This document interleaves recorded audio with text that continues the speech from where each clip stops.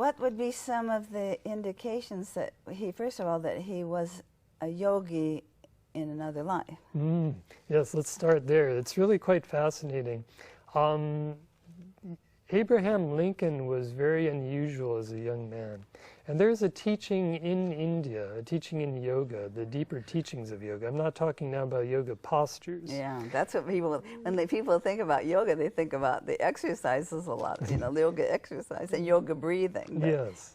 Let's talk about the deeper meanings of yoga. Yes, and these are the teachings that underlie the practice of the physical postures of yoga. And one of those teachings is called pranayama. And what pranayama means literally is energy control.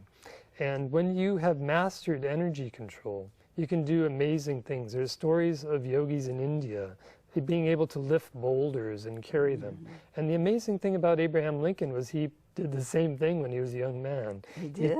He did. There was a 600-pound chicken coop, and he lifted it up and carried it a distance. He used some ropes to lift a 1,000-pound box of rocks. Various things like that. And there was one trick that he liked to do, even though he did it as a young man, and he did it when he was president. He would take an axe with a heavy axe head on the end of it. And now, you know, in the 1800s, metallurgy wasn't as advanced as it is now. So that axe head was a lot heavier than your common axe that you would have nowadays. And he would take it by the end of the handle, and he would lift it up slowly until it was a straight line from his shoulder to the end of the axe handle. Now, if you've never done this, you have no idea how hard that is to do, and then he would lower it down.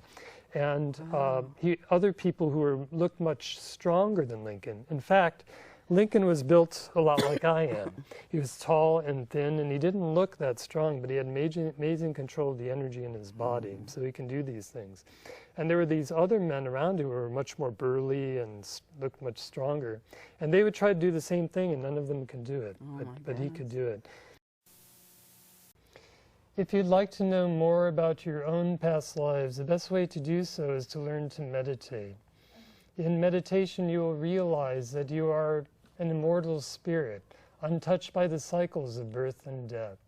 As Krishna said in the Bhagavad Gita, "Never the spirit was born, the spirit shall cease to be never. Never was time it was not, end and beginning are dreams. Birthless and deathless and changeless, remaineth the spirit forever. Death has not touched it at all, dead though the house of it seems."